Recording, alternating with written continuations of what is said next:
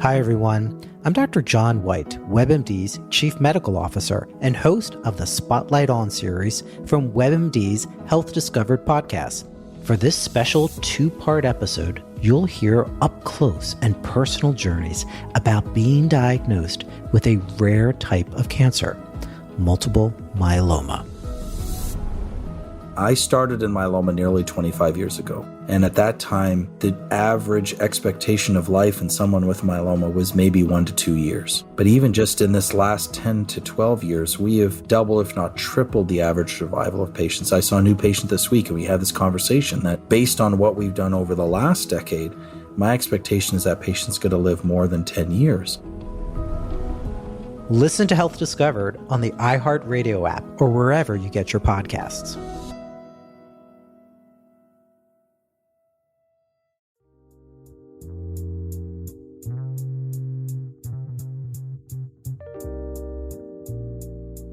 Hello, and welcome to the Proactive Caregiving Podcast. As a CPA with over 20 years as an industry accountant, Jessica stepped away from the corporate world to become a full-time caregiver for her mother. Having learned invaluable lessons along the way, she is now here to share those with you and to invite you to join her on this caregiver's journey. Here is your host, Jessica Cannon. Hello, everybody. I am so glad you're here with me today. I am the Proactive Caregiver, and I specialize in educating others on how to be proactive by empowering you, the caregiver. Because if you can't take care of yourself, then you can't take care of your loved one. Today, I want to talk to you about capturing memories by using a very special nonprofit organization. I'm going to bring this forward because this is one of the issues I've had with Mom. During my visits with Mom, I tried to be present in the moment and enjoy our conversation as much as possible. Because I knew as soon as I left her apartment, as soon as I stepped out of the community, my mind would just play those tricks on me. Those what ifs would just seep right in. And I would jump right forward to those scary, unknown, what is it going to be like in her final days?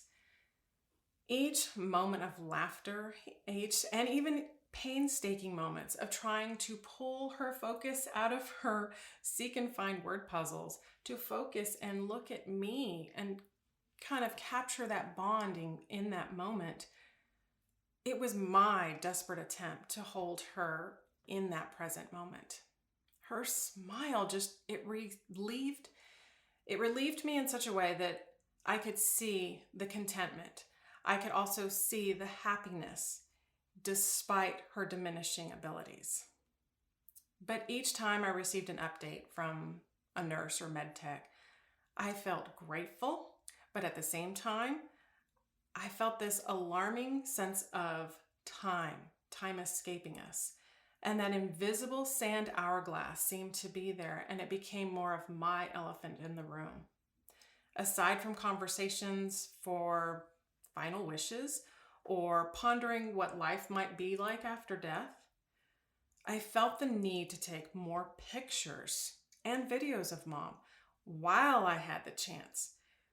I wanted to do that with Dad. I assumed I was going to have plenty of time when in fact I didn't. I lost those moments. So my phone was the next best thing, but every time I pulled my phone out to take pictures of Mom, she quickly either protested or she pushed her hair down in her face, because to her, having her big head, or her big egg forehead is what she called it, was embarrassing to her. Because as Mom's dementia progressed from vascular dementia to FTD, or frontal temporal dementia, her hairline receded, leaving this noticeable balding. If she had bangs to cover up her hair or her forehead, she was fine. Over time, that confidence slowly waned, and that confident smile turned into the grumpy or disgusted kind of posture.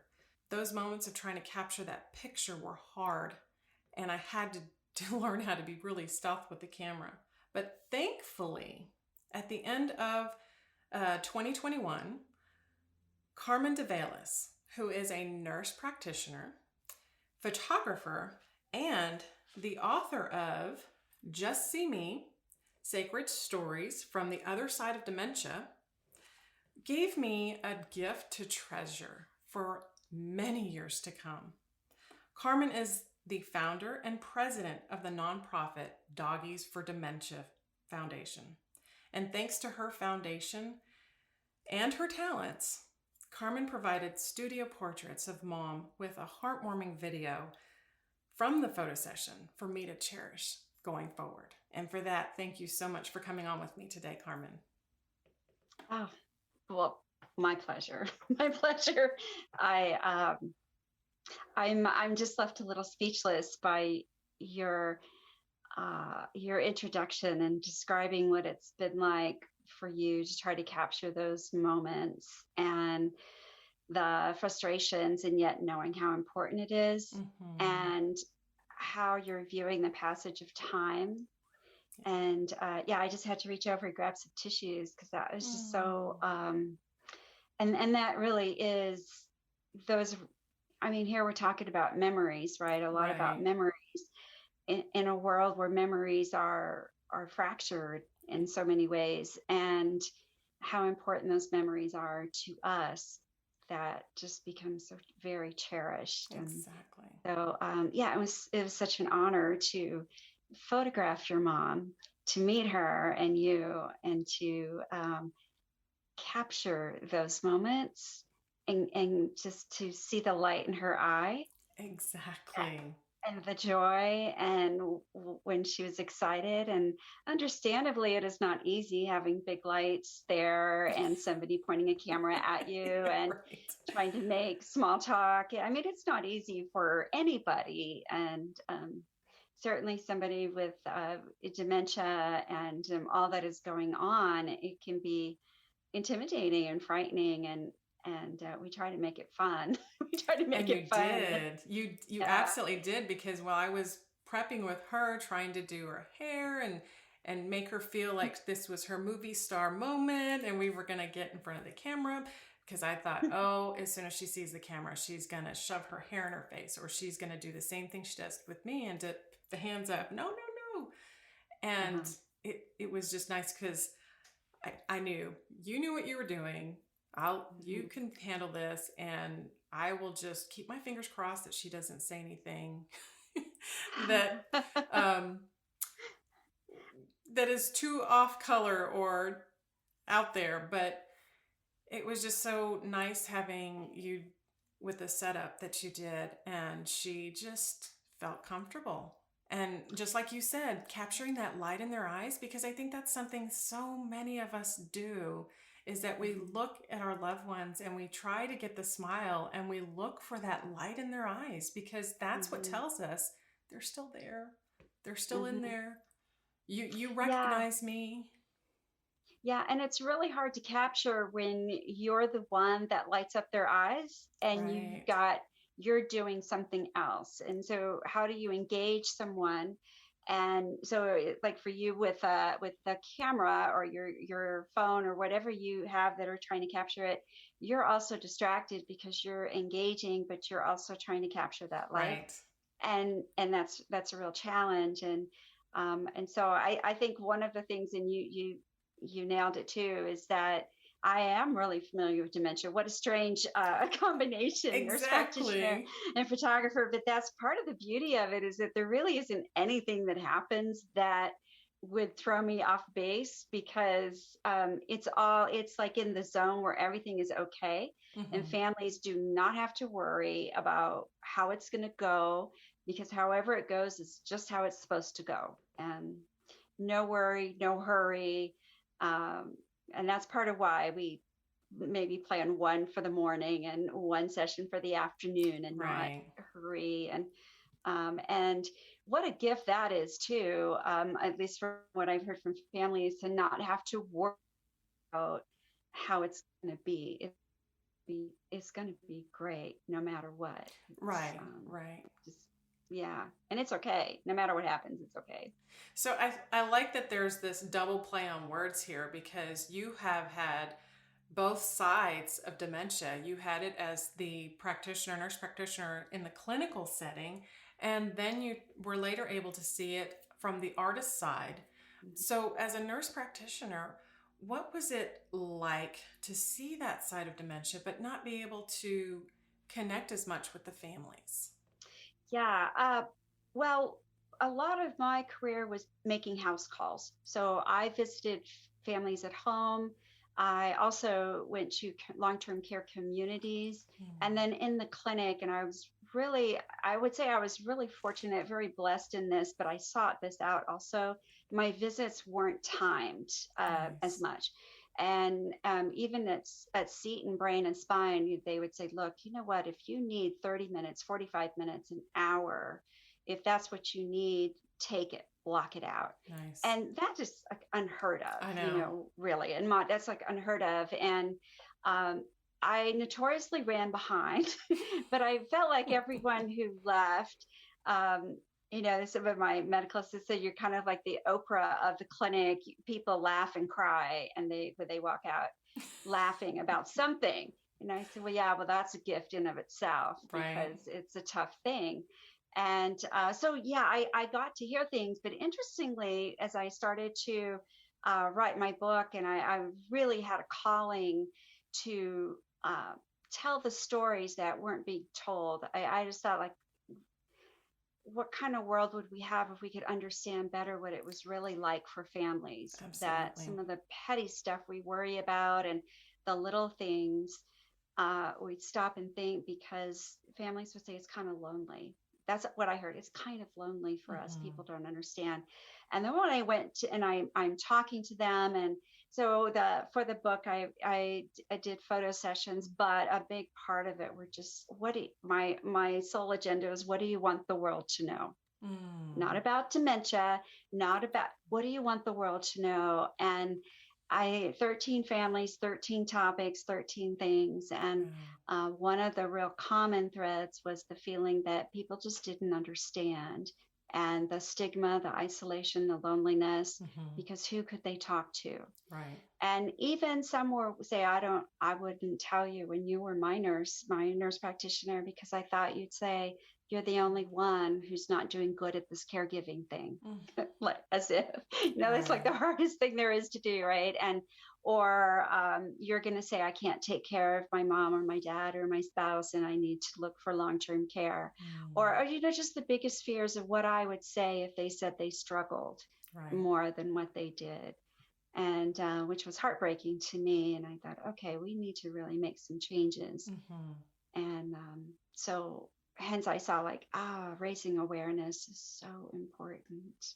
So important. And I'm old enough to have been around in the days when breast cancer, back as a young nurse, because it was 40 years for me and as a nurse, and 20 as a nurse practitioner. And I remember when we didn't talk about cancer, it was the C word, it was mumbled, and breast cancer, female cancers, you just don't talk about it. And women were left to really struggle and to try to heal on their own with this huge stigma that they couldn't talk about. And of course that has changed. And what changed big time was that stories were being shared. And people were trying to understand, and knew other people who could come out and say, yes, I'm a breast cancer survivor, or I'm working through it. And that's where we need to get with dementia too. Yes, I agree. We really need to get there. So I know there's a way. I know there's a way. Yes, because the awareness makes a huge difference. And for me, the awareness, and I'm sure you saw this with your 13 different families even, that not all of them had exactly the same type, or they were in exactly the same stage. I mean, there's so much that needs to be learned. And ironically, from the time that Alzheimer's was discovered to now, we're still scratching the surface in most cases. Yes. And in cases of frontotemporal, as in your mother's case, is really very little is known. And very little is known, definitely in the public, or even in the medical realm. So if you present to your primary care with these symptoms, it's kind of like, I don't, it's not really tapped, not really understood. It's not, and that's it's interesting that you say it that way, because that's what ends up being the frustrating part for me, caring for mom, because I can absolutely identify with what you said earlier, telling the doctors and nurses about how I felt caring for mom, because I felt like I wasn't doing enough. I felt like I wasn't doing it right, as if there's this right way or wrong way. It's just, I didn't want that to be known. It's that it was part of airing the dirty laundry. But one of the things that frustrated me the most is that stepping forward to explain symptoms, and because those certain symptoms or certain behaviors didn't line up with Alzheimer's, mom was dismissed, even from many doctors and nurses. There's something going on right here, but it's not Alzheimer's, or she's okay, she's fine. When I knew she was not fine. So that's right. Finding that second opinion, and sometimes even a third opinion, is what I needed to do. Yeah. Yeah. And I think one of the things as a nurse practitioner, and as well as the portrait photography work that I'm doing, or it's more of a documentary style type thing. Who's the expert? Family. Right. Family's the expert. Right. And because that is that the caregiving role, loving your parent or your spouse, or that's where you spend your time. That's your life. That's what you know. Absolutely. Yeah. So did you become the nurse by the week and the photographer by the weekend? How did you transition? I had always been, that's because I had always been a hobbyist, and I had a camera, but I always shot in automatic. I mean, that's like how advanced I was with that. So not very far, but seeing things with the eye of the artist was always the case for me. I saw life in still pictures. And interestingly, with that soundtrack too, like there's songs that will pop into my head, but I just see things as like almost as if you're going through a book of image by image. And one day in the clinic, a family had come in, and their story had just touched me so, and it was just so impactful. It was like an epiphany for me, because I had always thought somebody really needs to tell these stories. And of course, when you're in the throes of caregiving and adjusting to what life it might be like, and it changes all the time, right? That's not always the best time to share your stories. But this day it just hit me like, you need to tell these stories. By the time I drove home, I had like a plan in mind what I was going to do. And that's when I started taking classes to really learn to take the technical to what I saw in my mind. And so that's really how it happened for me. And I'm pretty sure I could have earned a PhD by then in all the classes I took online. I mean, I was a voracious learner and practicing. And it just didn't end. The storytelling. I don't know why I thought I could write a book, because I've never written anything more. I wrote a few research papers and things, and I didn't even know where to begin, but I just knew it was going to happen. I had to do it. And I needed to hire an editor and help with getting it organized. And I thought, what made me think I could do this? Where'd that come from? It's just crazy. And but yet I couldn't stop. I couldn't give it up. I just couldn't give it up. It was really a real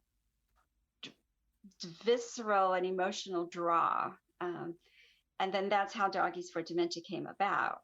Because I took a look on social, because part of raising awareness, I decided I needed to use social media. Yet again, something I knew nothing about. But so I'm like, I'll learn that, sure. And business, and no problem. That's just crazy. But so I realized the pictures that had dogs in them, some kind of with the dogs, were the most popular, which really meant that people stopped to read the stories and would comment on those stories, which is the goal of raising awareness of the stories. I'm like, well, we got to go where people are. And being a dog lover, I just thought, okay, we could do that. And if it meant like in your mom's case, we didn't have a live dog, but she was delighted with The mechanical pup. the mechanical pup that's breathing and has this little bed. And when I saw her face light up, I'm like, oh, thank you. Exactly. Because, that could have gone either way. And Exactly. it could have gone either way, and that's okay. But if you're going to raise awareness, you've got to tell a story that people are interested in, that can get their attention so they can dive in more. Absolutely. And what I felt was so sweet was I thought the same thing as soon as you were handing it to her, that she would go, I don't want that thing. But she took it right away, and she reached in. There was the little brush that was on the inside of the little bed of it. And she reached in and started brushing the puppy's hair right away. And I thought, oh my gosh, she took to it so easily. And the look on her face, the delight, I was like wiping tears. I'm like, okay, which is amazing to me, because it worked so well, where I was so worried that she wouldn't be able to capture these moments with her, and the conversation would come about in not so desirable way, because with FTD, it does affect language too, and the expressive language, that for mom, as she declines, her choice of conversation or words is very vulgar now. And so I was so concerned that, we're going to get this on video. Oh boy, this is going to be a good. But the way she reacted with the dog, it made it so natural, and it just flowed. And it was nice to see her interacting in a way that, of course, there was some of it that I was really worried, bringing her in, and aside of her being not wanting to sit down and have the videos and have the pictures taken, I just felt horrible when you were so sweet and your husband was there to introduce things, and the first thing that her mind zeroed in on was asking you if she could borrow your husband. And I thought, oh no, there it is. And in that moment, it was panic for me, but thankfully someone who, how this is with different families and the worries, that it was like, it didn't faze you guys. And thank God for that, because I'm sure my face changed to all kinds of shades of red, but I was feeling for you more than anything. But it was, as I said, nothing can really faze me when we're doing a photo session, including the resisting at first. I'm not going to do it. I don't want to do it. I don't want to sit there. That's okay. That's part of that no hurry, no worry, and not really on a time schedule. It's like, that's fine. And we could chat and just kind of get to it. And if I had known about the donuts early on, though, I would have that was a lifesaver. Yes. So we had a wonderful person there in the background that was, I had it planned and knew, and there were some donuts, and boy, those donuts came out and the smiles came out even bigger. Sure did. Yeah. It just it worked out beautifully. And, I've yet to have a photo session that hasn't. Everyone is unique. It's not always the way we plan, but the way it comes out is still just as it needed to be. Right. And, but that's part of why when I think I even told you in the beginning, like we have to hang around for a while. That's what we'll do. We'll wait for a time when it's good. And, I guess that's the luxury of being your own boss. You can make those decisions. Absolutely. Like, we'll just kind of hang out. Yeah. I do like that. I agree. Yeah. So, and that's why I loved going through your book and going through the stories that you shared in here, because the pictures, even in the book, you can see the smiles, you can see the families. They are real people going through real life crisis with this degenerative disease. Yeah. One of the things I loved is that in the very beginning, you actually point out, when you're talking about these 13 families, how they unknowingly described unmet basic spiritual needs, which it just, as soon as I read that, it just resonated right away, because their stories are stories of the hope and connection and the meaning and purpose and surrender and the power of prayer, even with the humor and intense love and loyalty, which are all aspects of the spirituality. And those sessions that you provided to these families capture it. And then you're able to put the story to that session, and the awareness is there. Because my goodness, as much as just as you dove into your classes of photography, I dove into dementia because my frustration of people who didn't understand it, and the countless people who would tell me I didn't know what I was talking about, that she was fine. And the problem with it is there's so many difference in varying degrees that this dismissal, I mean, your very first story in here of John and Paul, two brothers, in fact, that had a version of dementia that I wasn't aware of. I mean, I was aware, but it's so rare that it's not highly talked about. And so these brothers being 36 and 39 years old, and it's the other side of it where the mother is caring for her sons. Yep. It's just so heart-wrenching to read that and know that these are real stories. Real. And what a joy she was. I mean, she was one of my very first families that I got to know when I started working in clinic at Seton. And it was like a tornado almost. And she's like talking so fast. And I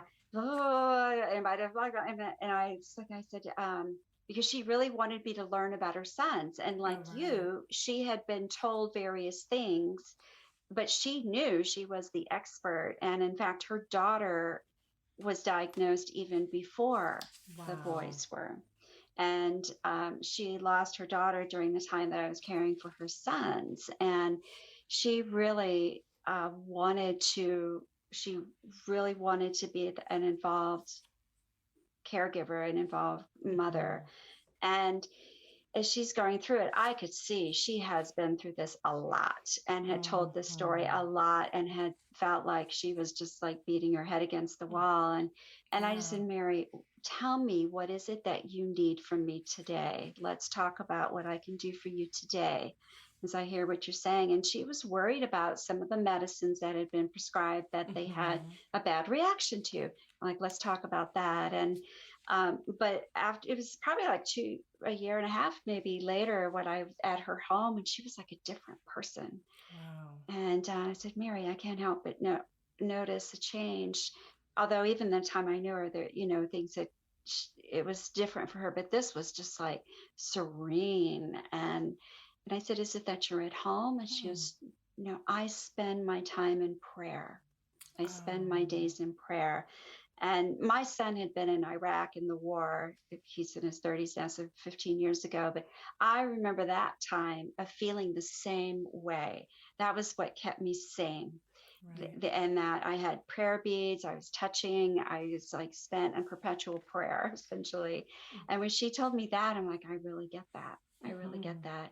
And I mean, here she is in her 70s taking care of her sons who needed pretty much total care. Right. And had a full-time job. Yeah, you can imagine some parents would be able to relate to raising twins, what that's like with babies, but having twin grown adult sons, or not twin, but two adult sons caring for them. She did it with such joy. And I'll just think of her a lot when I'm going through hard times. I'm like, wait a second. Right. Let's put this in perspective. Yeah. And I want to touch on one thing you mentioned, the spiritual needs. And there's a short story.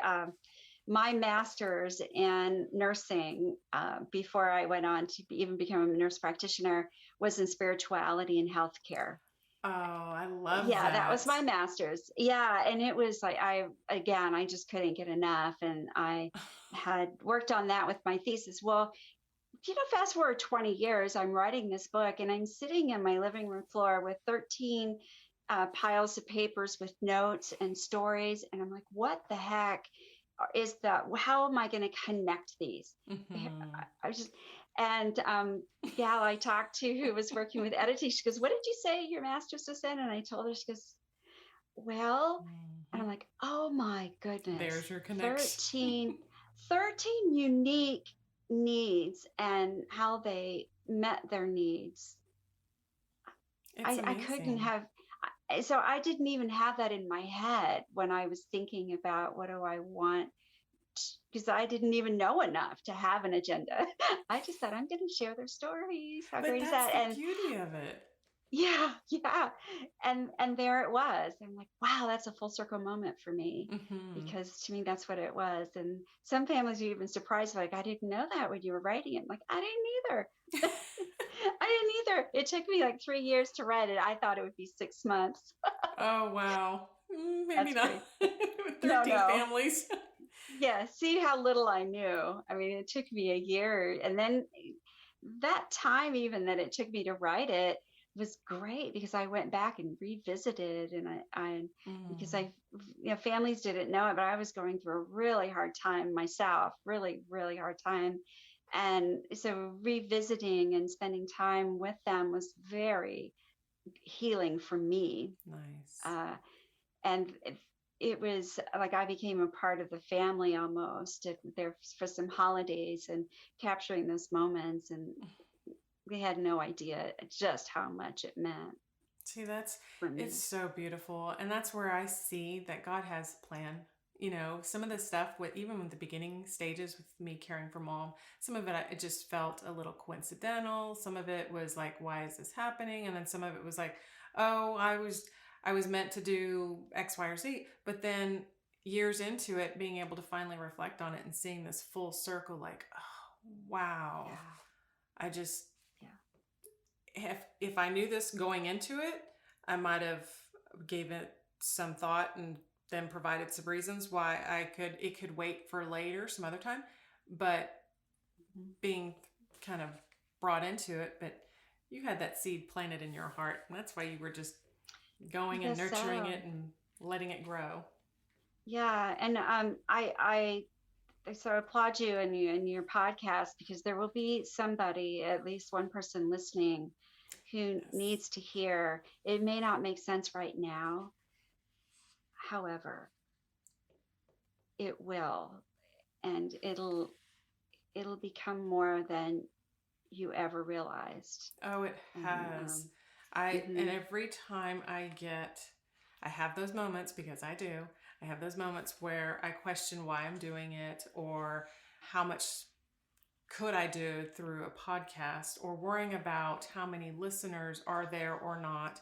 And I just know that at the moment that person needs it, they'll find it. Because when they go looking for whatever topic, because there's so much to be shared by so many different families, that something is going to resonate with one or another in some shape or form. You're absolutely right. Because just like those of us providing the information, and in your case, living the life, and as a caregiver and a daughter, sometimes we're all, like, I feel like I'm sitting here in my sweats with a ponytail and thinking nobody hears, or this isn't going to matter. Why am I doing this? Right? It's 2 o'clock in the morning. I'm like, I got to write another blog. And I think, I hope somebody reads it. I hope somebody hears it. But the truth is, it is important. The stories are important. It is important, and they will be shared and they will be read, because unfortunately, the way our world is evolving, this is happening more and more. And there's far more people than you and I know of. Because like you said earlier, the patients and the families that wouldn't speak up in the appointments, so you can only imagine how many more are out there that are starting to look for information. And that'll be when your book comes across, and they'll see these touching stories of families that one of the ones that I came across, this is with William Brighton. Him and, oh gosh, it just made me feel so upset and sad. And at the same time, I knew how they felt. William and Maureen, when she was talking about being robbed by her husband working his career and doing so well, and having to step away, them letting him go because they saw this disease was something that he couldn't work or provide as well. And he wasn't, the way she saw it was, he wasn't as bad off, but they saw it differently.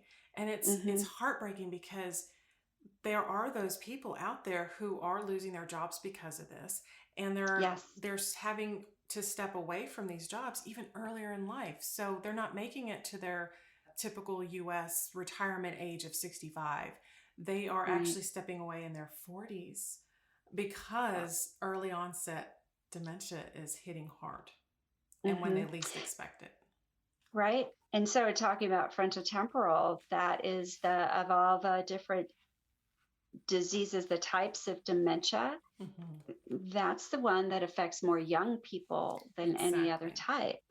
And there's early onset Alzheimer's, there's other things in the related to head injuries and all along. And the grief associated with losing that time that you always think you're going to have.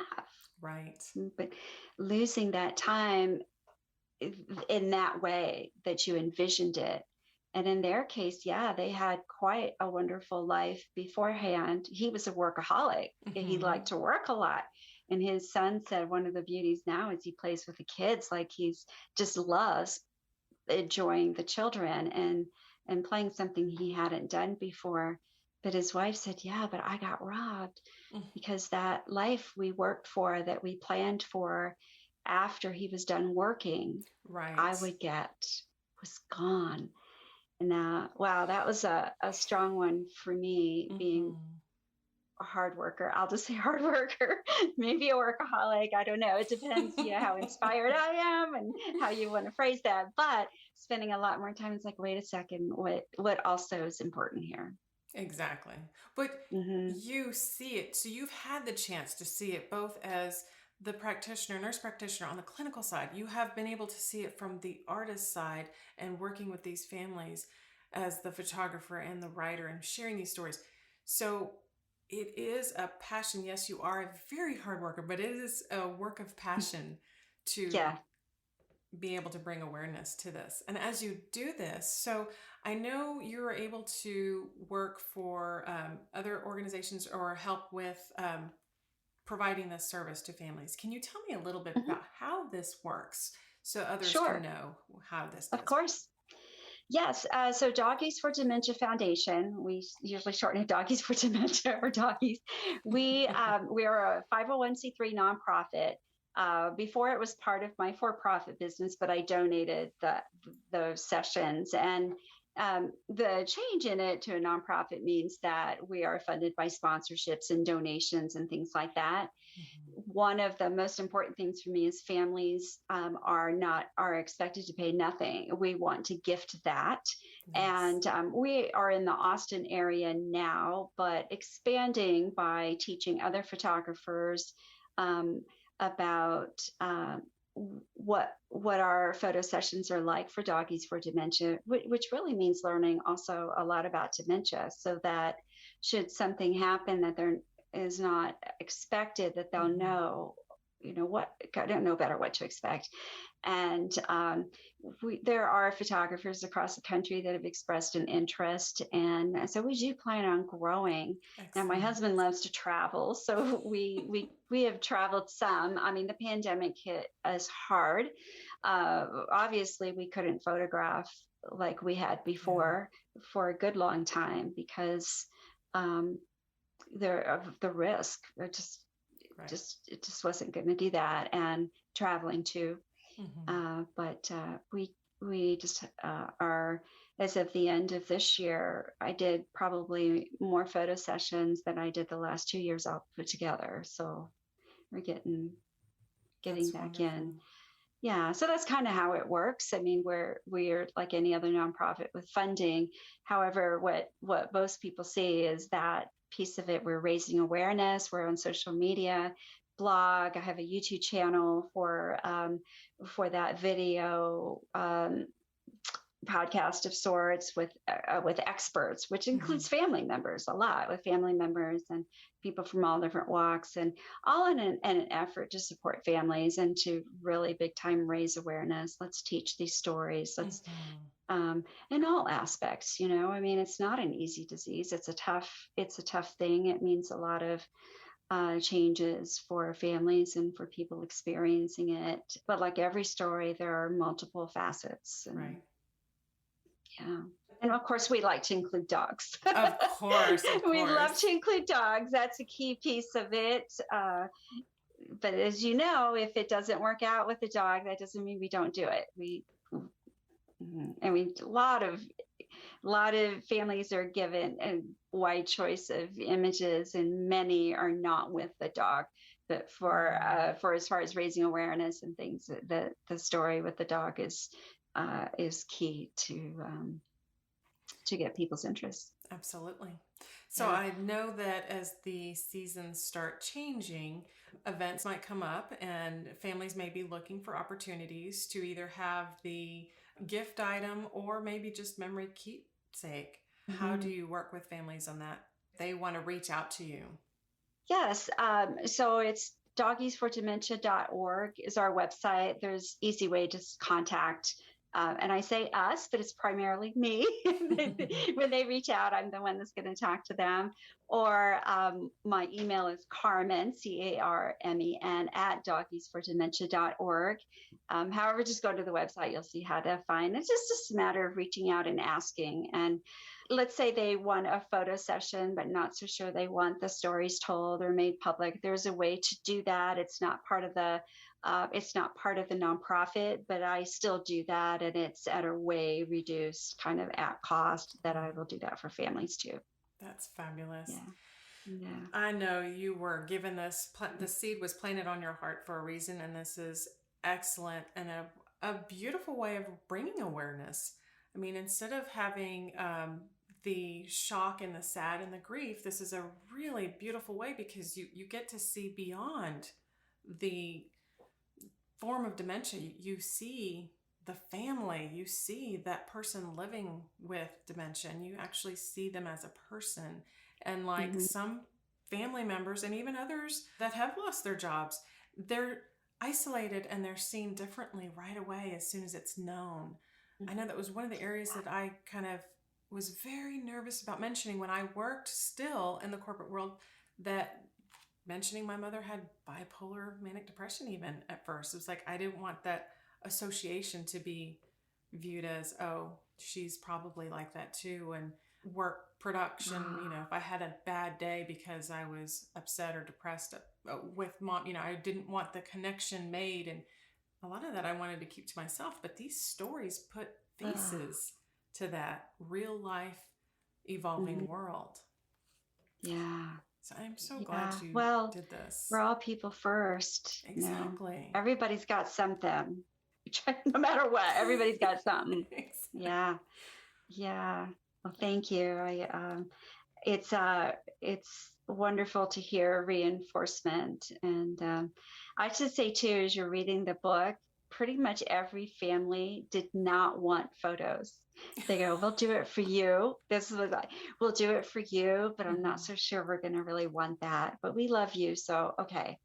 And then those images, as I'm delivering those, matted prints to them, it was like you could just see them. It was, it became this priceless treasure is how it was described by families. Right. And I thought, okay, because I wondered at first, well, maybe they're right, and that's not something they're going to want. And I thought, well, who's to say that there's a time of our life that we could just block out and say, it's as if it didn't happen. Oh, no. That yes, there's dementia, but every time of our life and every person deserves that respect and to be valued in such a way that we have documentation of their lives and what it was like. Absolutely. Because I love the pictures you took of Mom, and I even especially love that I was able to be in these pictures with her and seeing her smile. So now I know in years to come when I don't have her with me, that's a memory in my heart. That is a moment that I can look at those pictures and have that fresh memory of when she was smiling and laughing and having her princess moment. Yeah. I would title your mom sessions delightful. And Yeah, and there isn't a day that I sit here and go through and edit pictures and video. And I am not great at the video. I mean, the editing piece I've learned. And I just have tears, it's just so touching for me too. And not just tears because the technology is not my thing, but I mean, it's just, yeah. My husband's like, why are you crying? It's so beautiful. It's real life. It's just real. Definitely. It's real life. Well, thank you so much, Carmen, for taking time to share your information with me. And I do want to remind people to, if they get a chance to find your book, Just See Me. And this is going to be the Sacred Stories from the Other Side of Dementia. And I really, really think that once you see this and read this, that you will feel the fact that you are not alone. And if you're experiencing any of these scenarios, the families and how they're reacting, it'll point you in a direction that you need to go in at that point in time. Thank you. And I say it, I sometimes forget this, but if someone would like one signed, autographed for them or dedicated to someone, just reach out to me. Go to the website and say, hey, Carmen, I'd love to have a copy of your book, and I will take care of that because I have some here. Excellent. They're on Amazon, but right, I have them too. Definitely. Well, thank you for joining in and listening today, ladies and gentlemen. I hope this episode gave you some more food for thought. And until next time, be proactive. Take care, everybody. Thank you for joining us today. We really hope you've enjoyed this episode. To learn more about proactive caregiving and to hear other episodes of this podcast, please visit www.jessicalizelcannon.com. This podcast is produced by Cannon Light Media, LLC, www.cannonlightmedia.com. Music provided by Chris Paradise.